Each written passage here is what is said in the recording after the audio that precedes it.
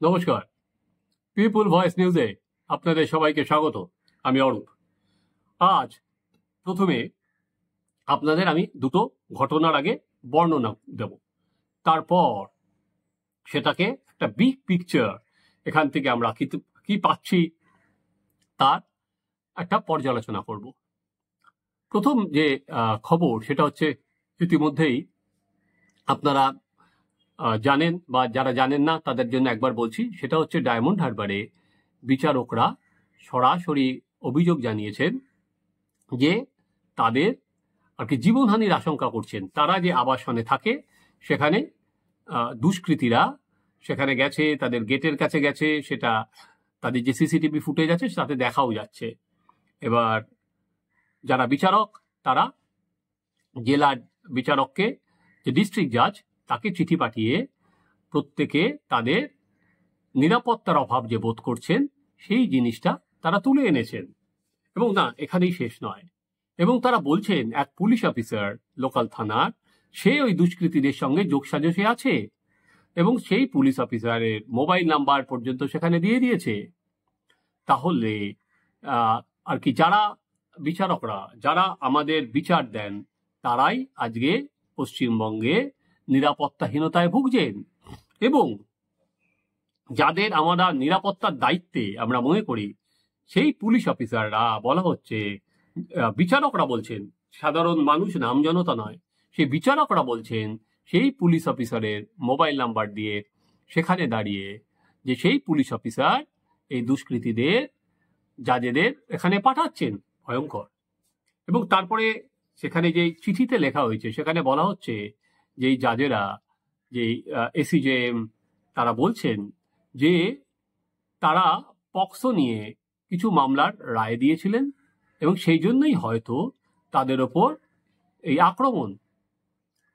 এর পরবর্তীকালে police super fresh meet করেছেন, অপরাধীকে ধরা হয়েছে, কিন্তু যে জিনিসটা তাতে উঠে আসছে সেখানে দাঁড়িয়ে আজকে পশ্চিমবঙ্গে যারা জাজ বিচারক তারা তাদের নিরাপত্তা নিয়ে আর কি নিজেরাও নিশ্চিত নয়। আজকে ধরুন পশ্চিমবঙ্গের যে মহিলারা, তারা রাস্তায় নামছেন কেন, তারা রাত দখল করছেন কেন? কারণ তাদের কোনো নিরাপত্তা নেই, এই জন্যই না তারা করছেন। এবং সেখানে দাঁড়িয়ে আজকে ডাক্তাররা করছেন কেন? আজকে ডাক্তাররা রাস্তায় নেমেছেন অন্যতম বড় কারণ অভয়ার ধর্ষক এবং খুনিকে ধরা, এবং দ্বিতীয় কারণ হচ্ছে তাদের নিরাপত্তা নেই। একটা যে একটা থ্রেট কালচার সেখানে চলছে, সেখানে শুধুমাত্র এটা সন্দীপ ঘোষ, শুধুমাত্র আরজি করের আর সন্দীপ ঘোষ একটা কোনো বিচ্ছিন্ন ক্যারেক্টার নয়। আজকে যে সন্দীপ ঘোষ, অভিক দে, বিরূপাক্ষ বিশ্বাস, এই সন্দীপ ঘোষরা আজকে প্রত্যেকটা, যেটা ডাক্তারদের অভিযোগ, জুনিয়র ডাক্তারদের, প্রত্যেকটা হসপিটালে এই সন্দীপ ঘোষরা দাপিয়ে বেড়াচ্ছেন।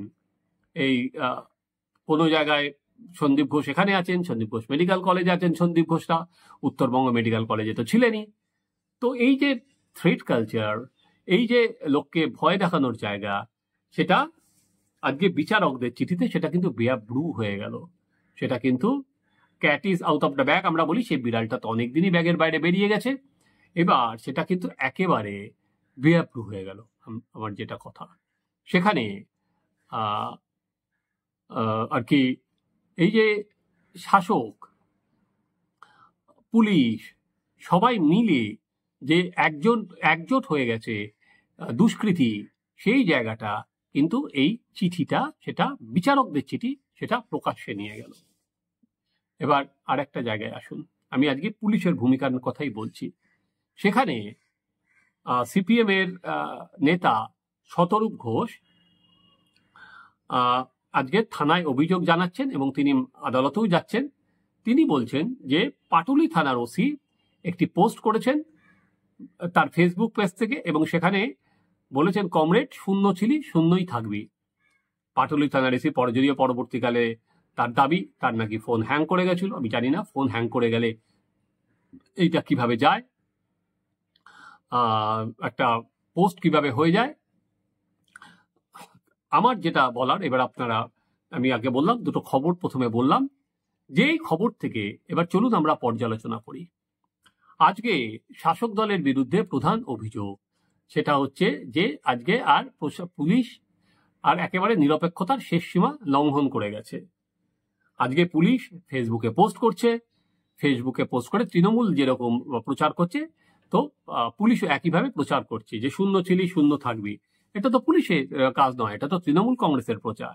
ফলে পুলিশ এবং শাসক দল একেবারে হাত ধরাধরি করে চলছে, বা একই ধরনের প্রচার তাদের মধ্যে দেখতে পাচ্ছি। আবার একইভাবে আপনাদের যেটা বললাম সেটা হচ্ছে জাজেরা যেটা বলছেন সেখানে যে পুলিশ এই অপরাধীদের পাঠিয়েছে, তার মানে সেই একই জিনিস কিন্তু উঠে আসছে।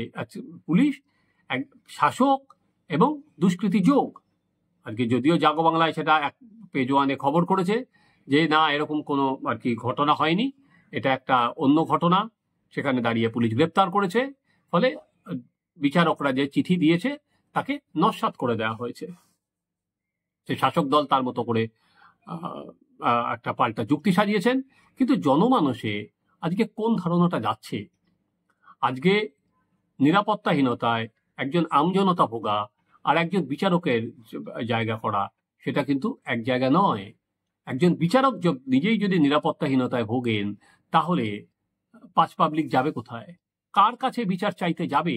কারণ জাজেরা যদি একটা কোনো রায় দেওয়ার পর সে যদি নিজেই সন্দিহান হয় যে সে তার বাড়িতে ঠিকভাবে রায় দেওয়ার পর ফিরে আসতে পারবে কিনা, ফলে তাহলে তো পাবলিকের মনে আরো বেশি ভয় সেটা জাগাবে। কারণ ইতিমধ্যে আপনাদের ঘটনা হয়তো মনে আছে,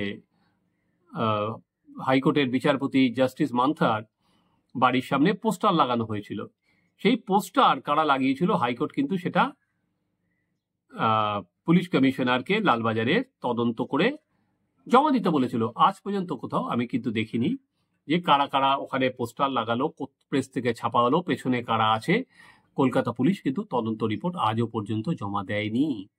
তাহলে একটা হাইকোর্টের একজন বিচারপতি তার বাড়ির বাইরে পোস্টার লাগানো হচ্ছে কেন? না, সে কিছু রায় দিয়েছিল যেটা সেই রায়টা সরকারের মনোপুত হয়নি, একটাই কারণে। তাই জন্যই তাকে একটা ব্র্যাকেটে নিয়ে আসা হয়েছিল। একইভাবে এখানে দাঁড়িয়ে জানি না বিচারপতিরা যেটা বলছেন যে তারা পক্সো আইনে কিছু আর কি পক্সো নিয়ে কিছু রায় দিয়েছিলেন, সেই জন্যই তারা মনে করছে যে এই দুষ্কৃতীরা সেই জন্য এসেছেন সেই দিকে। আর অন্যদিকে আমরা যেটা দেখছি যে পুলিশ নিজে পোস্ট করছে যে তৃণমূলের যে পোস্ট করার কথা পুলিশ সে পোস্ট করছে। ফলে পাবলিক যাবে কোথায়? একদিকে ডাক্তারেরা, জুনিয়র ডাক্তারেরা, আমার আপনার ঘরের ছেলে, তারা রাস্তায় বসে গেছে। নিরাপত্তার দাবি তাদের অন্যতম বড় দাবি। তারা বলছে যে ওই শুধুমাত্র সিআইএসএফ জওয়ান দিয়ে বা চারখানা ওই সিসিটিভি লাগিয়ে, ক্যামেরা লাগিয়ে তাদের নিরাপত্তাহীনতা যাবে না। কারণ তাদের নিরাপত্তাহীনতা আরো রুট। কারণ এই থ্রেট কালচারটা, এই থ্রেট সিন্ডিকেট যেটা চলছে আজকে স্বাস্থ্য ব্যবস্থায়, সেটা যদি ভাঙা না যায়, এরা কেউ নিরাপদ নয়। এর সঙ্গে যেটা যুক্ত হয়েছে জুনিয়র ডাক্তারদের পাশাপাশি আজকে আইএমএ এবং সিনিয়ররাও বলে দিয়েছেন যদি এদের ওপর কোনো আক্রমণ করা হয় তাহলে সিনিয়র ডাক্তাররাও কিন্তু হুমকি দিয়ে রেখেছেন, তারাও আরো বৃহত্তর আন্দোলনের পথে যাবেন। সব মিলিয়ে আমরা কি দেখতে পাচ্ছি?